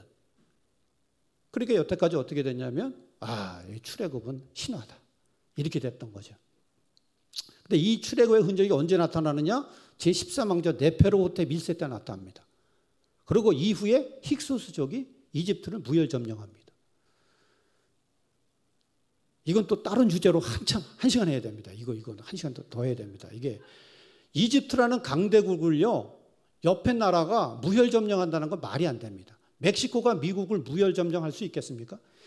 이게요, 괴멸했기 때문에, 홍해에서 다 괴멸했거든. 따라가다가. 이건 또 다른 얘기니까. 자, 그래서요, 이 시기에는 출애굽 흔적이 없습니다. 저 시기에는. 그래서, 그리고 홍해에 있어야 할 아멘호테 미세 미라가 지금 카이로 박물관에 있는 거예요. 홍해에서 수장되지 않았어요? 이게 이상하죠? 그래서 이거에 이제 의문을 가든 고고학자가 있습니다. 그게 누구냐면, 뒤에 이제 여러 명. 근데 이 사람들이 새로 나타났어. 그래가지고 이 표준 이집트 연대기는 축소돼야 된다. 이거를 얘기합니다. 이모텝이 요셉으로 고려되지 못했던 이유는 표준 이집트 연대기 때문이기 때문에 이걸 축소해야 된다는 거예요. 데이비드 돈 같은 이런 굉장히 유명한 고고학자들입니다. 이런 사람들이 이걸 새로 주장을 하게 됐습니다. 이게 왜냐하면 옛날에는 1왕조, 2왕조, 3왕조 뭐 이렇게 쭉 왕조끼리 쭉 연달아서 있는 줄 알았습니다. 그런데 오늘날 보니까 동시에 있는 거예요. 동시에 왕조가. 고구려 신라 백제가 동시에 있는 거예요. 이집트 왕조가 계속된 게 아니고요. 땅이 넓으니까 여기도 왕이 있고 여기도 왕이 있고 여기도 왕이 있는 거예요. 그러니까 이게 부풀려진 겁니다. 부풀려졌어. 그래서 이걸 다시 이제 수정을 해야 된다. 이집트 연대기를. 그래서 이제 많은 고고학자들이요, 이집트 연대기를 수정을 이제 제시하는데, 그래서 이걸 다 이렇게 땡겨와야 된다는 거, 다 이렇게 다 땡겨와야 된다는, 이쪽으로 다 땡겨와야 된다는, 이게 이 사람들이 주장하는 겁니다. 다 이렇게 줄어들어야 된다는 거예요. 그래서 이제 이걸 가지고 영화가 나왔습니다. 영화. 표준 이집트 연대기를 따르지 않고 성경적 연대기를 따른 다큐멘터리가 나왔어요. 패턴드 오브 에비던스, 증거들의 패턴, 출애굽. 영화가 나와요. 영화가. 아예. 그래서 이게 수백 년 이집트 연대가 틀렸다는 거예요. 그래서 저기 보면 녹색, 노란색, 주황색이 서로 안 맞았는데 저걸 땡기니까 녹색, 노란색, 뭐 주황색, 뭐 빨강색이 차차차차차 다 들어맞는 거예요. 몇백 년을 땡기니까. 그래서 이걸 수정되면 이제 이모텝은 요셉일 가능성이 더 높아지는 거죠. 그리고 출애굽 당시에 애굽의 바로는 18왕조 때가 아니고 13왕조 네페르호텝 1세. 모세가 상대했던 그의 미라는 아직 발견되지 않고 있어요. 홍해에서 수정된 걸로 보이죠. 거기다가 이 계단식 피라미드라는 곳을 가봤더니요, 이게 이제 이모텝이 만들었지 않습니까? 이모텝이 만들었다는 계단식 피라미드에 가보니까, 여기 이제 사카라 지역인데, 여길 가보니까요, 여기서 뭐가 발견되냐? 사일로가 발견돼요. 곡식 저장소가 발견돼요. 곡식 저장고가. 이게. 그래서 여기 보니까 항공사진이고, 저 출입구들이 다 보이고요. 여기에 계단을 통해서 저것들을 지금 지하로 내려가는 이런 곡식들을 저장하는 이것들을 다 만들어 놓은 거예요. 여기다가. 여러 도처에 있었겠죠. 그리고 저기 벽화 그림도 보면 이게 계단을 통해서 쌀을 들고 올라가죠. 곡물을 들고 올라가죠. 이런 장면들이 다 기록되어 있는 거예요. 놀랍게도. 그래서 이 요셉과 이집트 이는 같은 사람인가? 이게 지금 핫 이슈입니다. 최근에.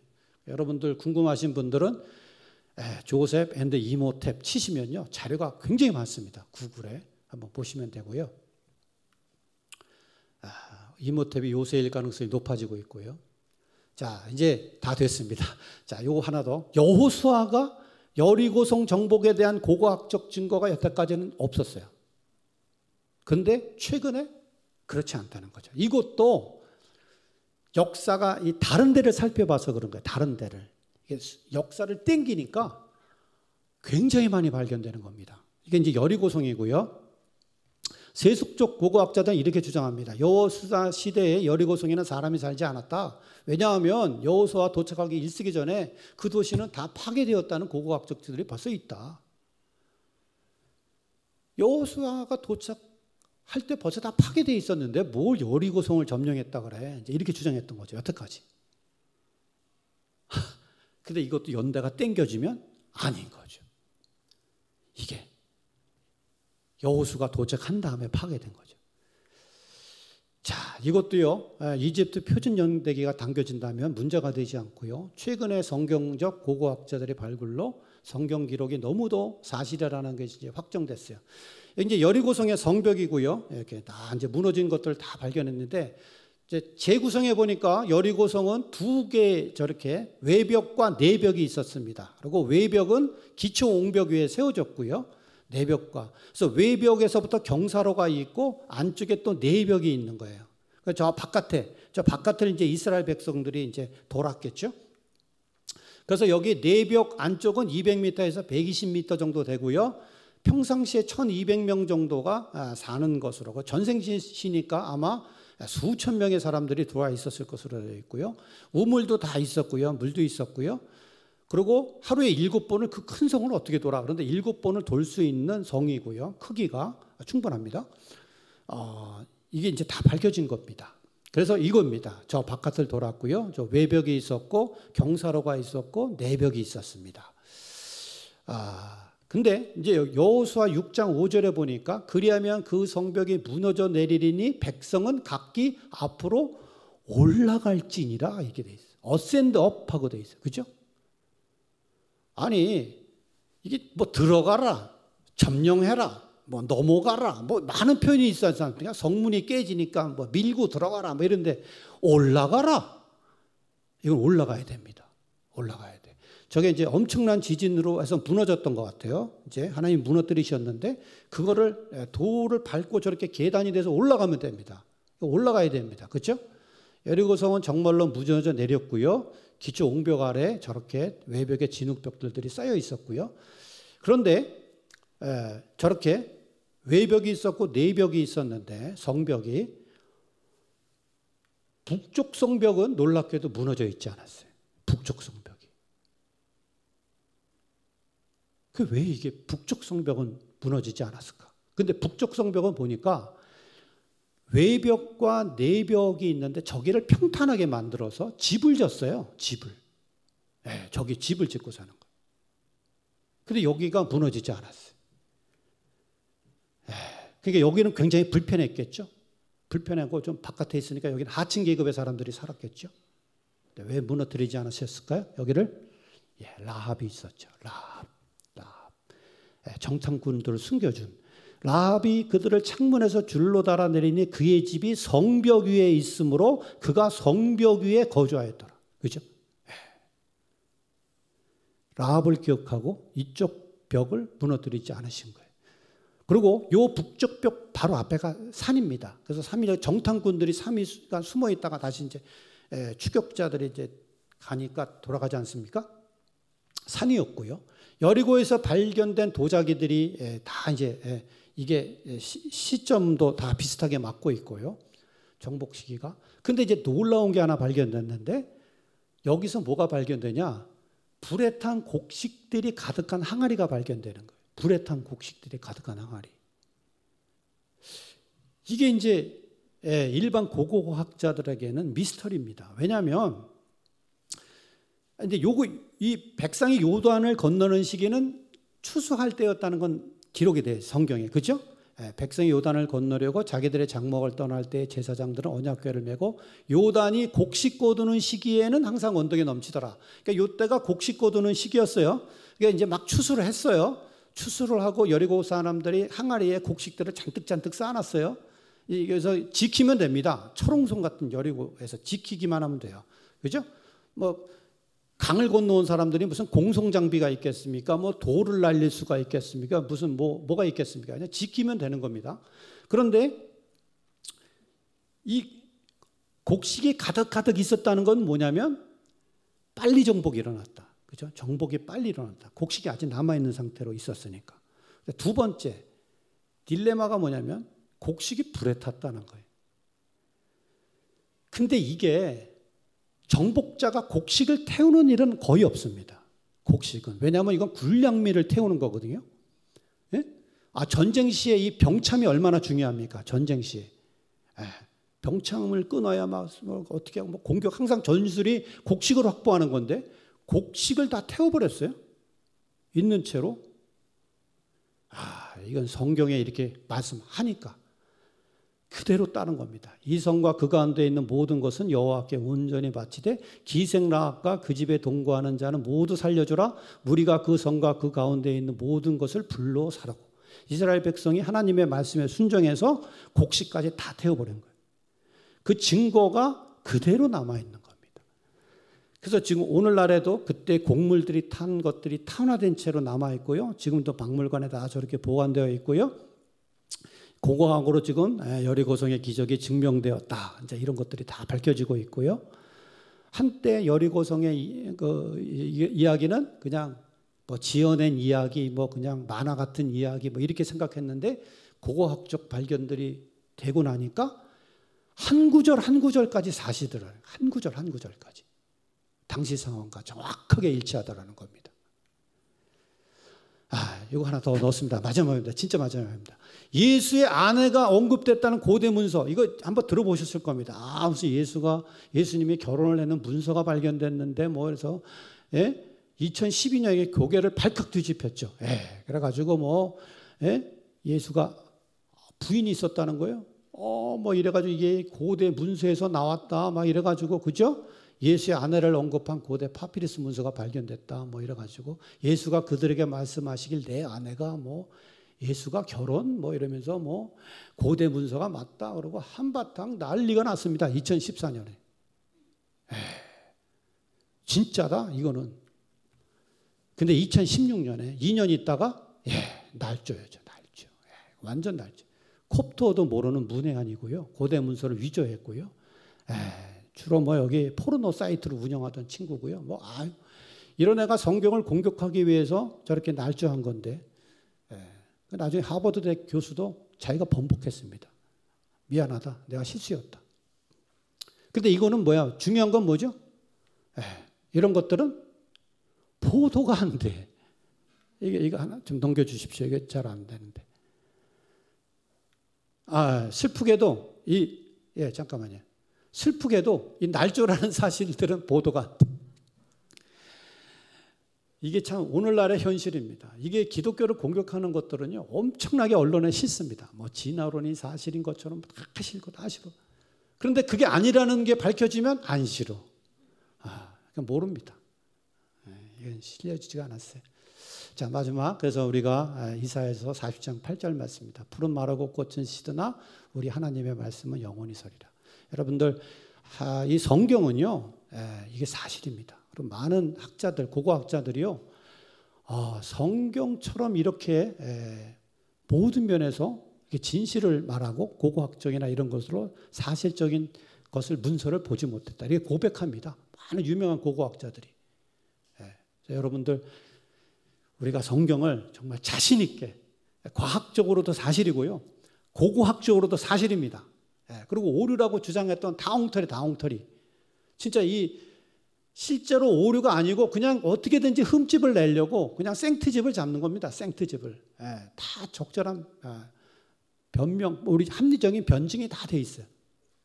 여러분 힘내시고 더욱 성경을 사랑하시고 또 우리 말씀을 사랑할 뿐만 아니라 또 말씀에 순종하는 예당교회 모든 성도님들 되시기 바라겠습니다. 제가 잠깐 기도하겠습니다. 하나님 아버지 감사합니다. 하루의 일과를 마치고 피곤한 몸이지만 또 하나님의 말씀을 사모해서 또 하나님을 더 알기 원해서 이 시간 저희들 나왔고 또 이렇게 예배드리고 또 강의를 들었습니다. 하나님 아버지 저희들에게 성경을 주신 것 감사합니다. 하나님의 말씀이라는 것을 다시 한번 저희들을 확신하고 이러한 사실들을 우리 주변의 많은 사람들에게 전하고 또 우리 학생들을 가르치고 또 예수님의 복음을 또 자기 몸을 들여서까지 우리를 사랑하시고 십자가 죽으신 그 하나님의 사랑을 전하는 자로 끝까지 우리가 인내하며 주의 말씀에 순종하는 또 주님의 제자로 예수님을 닮은 그런 사람으로 살아가는 저희들 될 수 있도록 축복하여 주옵소서. 감사드리오며 예수님의 이름으로 기도드리옵나이다. 아멘.